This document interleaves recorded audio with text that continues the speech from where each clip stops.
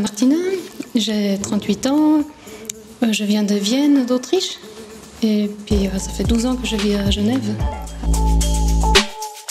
La gastronomie pour moi, c'est pas que manger et boire, c'est genre passer des bons moments en famille, entre amis, ça fait partie de la culture, quoi. Je suis traductrice, j'ai fait le master ici à l'Université de Genève, et là je travaille dans les domaines de la finance et du cinéma. Par hasard, en fait, sur le site de Surf the City, Geneva, eux, ils cherchaient des bénévoles pour ce projet de cuisine et je suis abonnée à leur newsletter. Je m'engage en tant que bénévole parce que je me considère riche et privilégiée, rien que par le fait d'être née dans un pays riche où j'ai toutes les possibilités, où il n'y a pas de guerre, où je peux faire la formation que je veux, je peux gagner ma vie. J'ai un passeport qui me permet de voyager plus ou moins partout.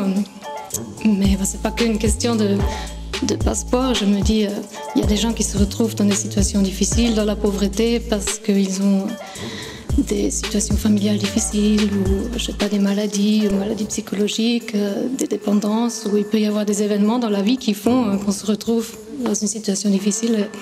Je me dis, ça peut arriver à tout le monde. Du coup, moi, je suis reconnaissante d'avoir les possibilités que j'ai, de ne pas vivre en situation de précarité. Alors, je trouve que s'engager un petit peu pour ceux qui n'ont pas eu autant de chance, c'est normal. C'est très sympa, très agréable.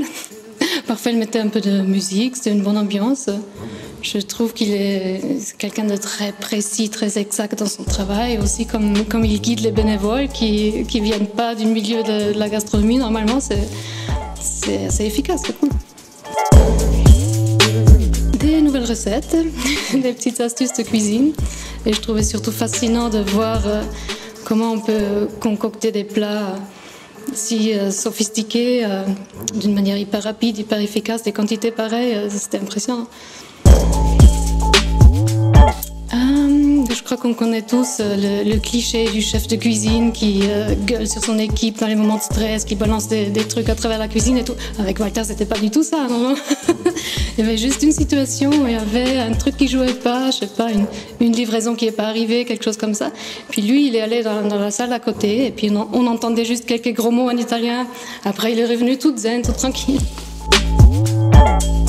Pour la suite, je vais continuer d'aider la fondation en cuisine si j'ai le temps et je vais surtout traduire leur site vers l'allemand.